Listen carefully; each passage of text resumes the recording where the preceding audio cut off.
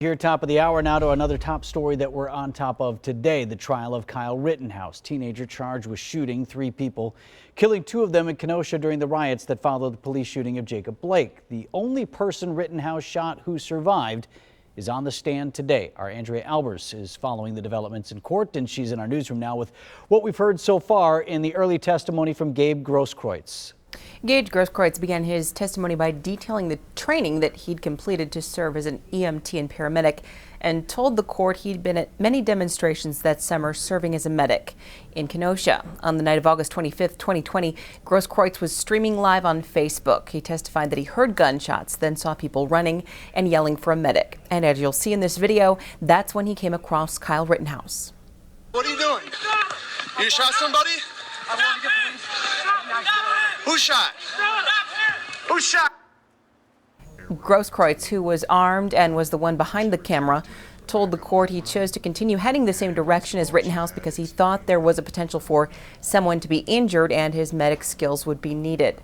The court continued to watch clips of the live stream video, which a short time later showed Rittenhouse shoot Anthony Huber, then turn the AR-15 on Kreutz, who can be seen holding his hands up. Seconds later, he is shot. Kreutz testified that he thought he was going to die and believed the best way to avoid death was to try and wrestle the weapon away from Rittenhouse. In that moment, I felt that I had to do something to try and prevent myself from being killed or being shot or killed.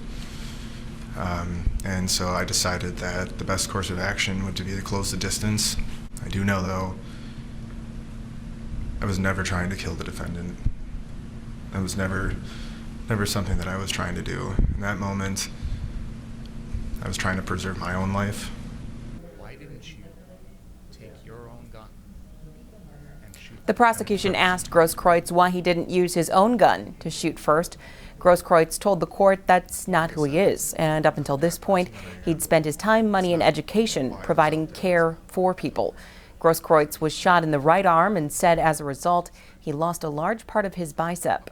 Rittenhouse appeared stoic as graphic photos and videos of Kreutz's injuries were shown to the court. And Vince, right now, Kreutz is being cross-examined. The defense is asking whether or not he felt Rittenhouse was in danger of being hurt prior to the shooting. With Kreutz on the stand, the prosecution is close to wrapping up its case.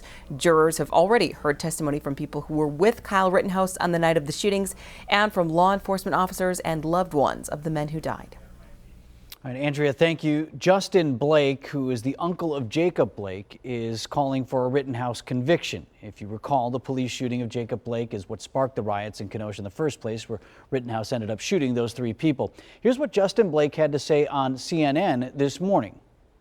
We hope they end with a landslide. I wish they would have taken more of the people that were in the crowd that actually saw what happened. However, they've got the clear evidence from the FBI helicopter that this kid was aggressive and that he went towards these people and murdered the 2 people. We know the defense is coming next, and they're trying to make the 2 young men like the boogeyman. This morning, we talked with defense attorney and legal analyst Patrick Cafferty, who says prosecutors are using Kreutz to show that Rittenhouse was the one who provoked the situation and therefore could not argue self-defense.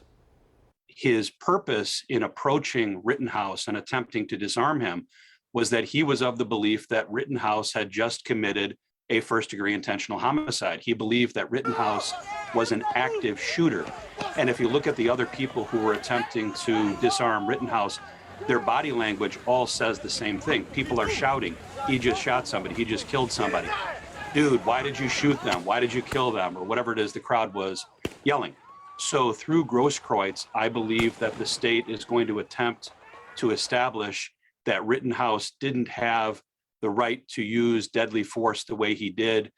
He didn't have the right to claim self-defense because, in essence, he had provoked this situation where they were attempting to disarm. Attorney Cafferty is joining us every morning live on TMJ4 News Today. He's helping us break down the key points of the Rittenhouse trial. A reminder, you can watch the trial live on Court TV on our over-the-air channel 4.3.